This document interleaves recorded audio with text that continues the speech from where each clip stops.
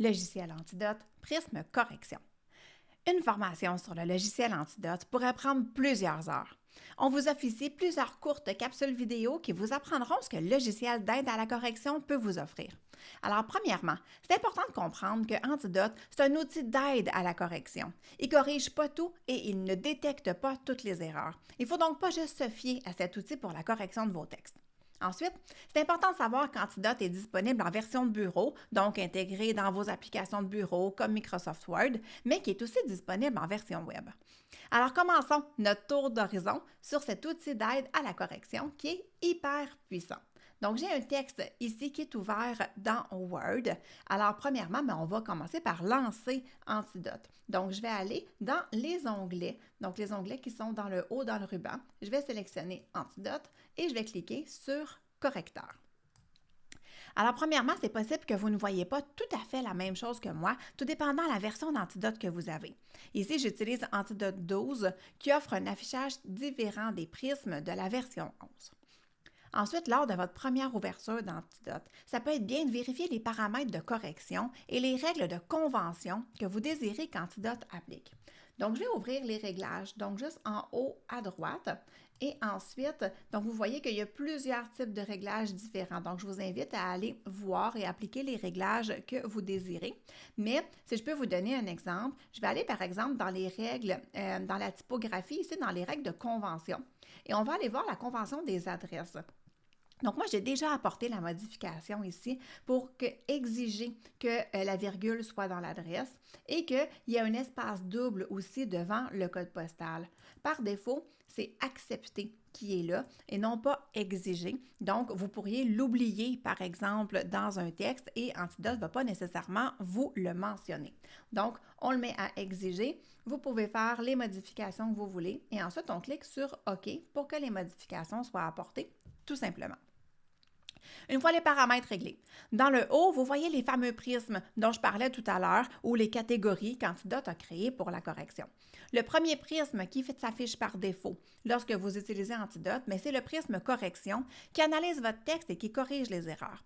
Il est divisé en 3 volets, langue, typographie et style. Dans cette capsule, on va uniquement voir le prisme correction qui s'ouvre par défaut d'ailleurs quand on lance Antidote. Il y a d'autres capsules qui sont disponibles pour vous informer sur les autres prismes. Alors, on commence. Donc, dans le volet langue qui s'ouvre en premier, Antidote révise l'orthographe et la grammaire, mais aussi la syntaxe, les anglicismes et les erreurs de sens.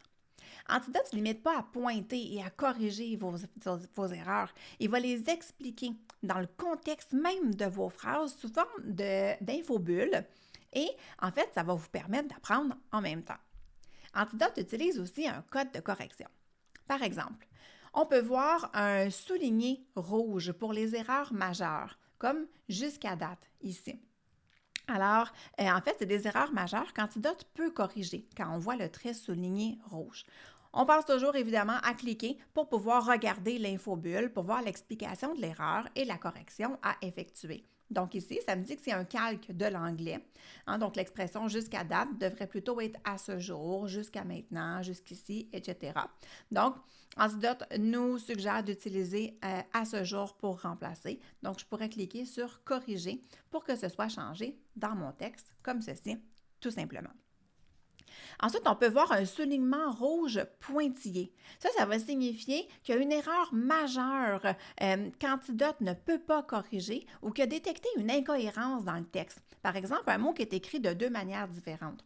Si je vais voir, par exemple, le mot événement ici, qui est souligné avec un trait pointillé rouge, mais on voit justement, on me dit qu'il y a une incohérence, donc que ce mot va être écrit de plus d'une façon dans le texte. Donc, je peux cliquer sur uniformiser pour que le mot soit écrit de la même façon partout.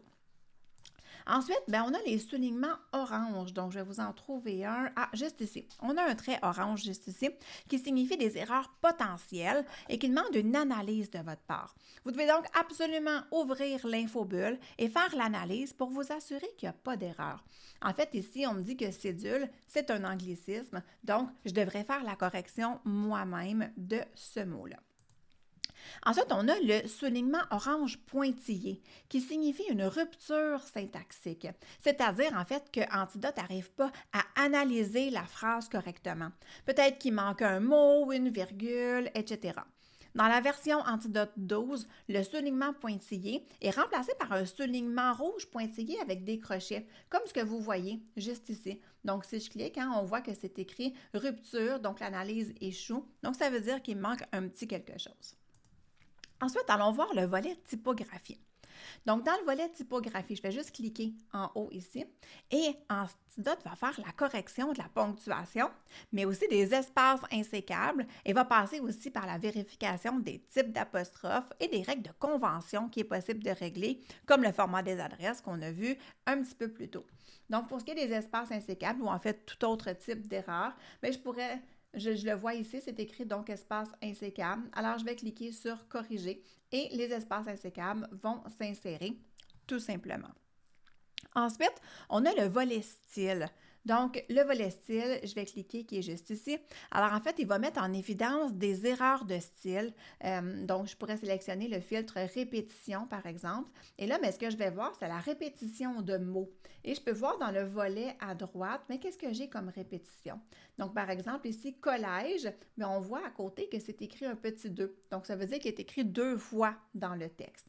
Ensuite, le mot fond qui est écrit 2 fois aussi, etc., etc.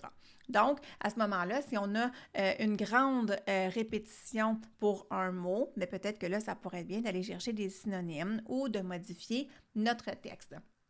Ensuite, là, il y a des tournures de phrases, de vocabulaire. On a même l'inclusivité. Donc, on peut, Antidote va pouvoir nous aider à améliorer l'inclusivité de notre texte. Alors voilà, donc c'est ce qui conclut cette capsule sur l'utilisation du filtre correction dans Antidote.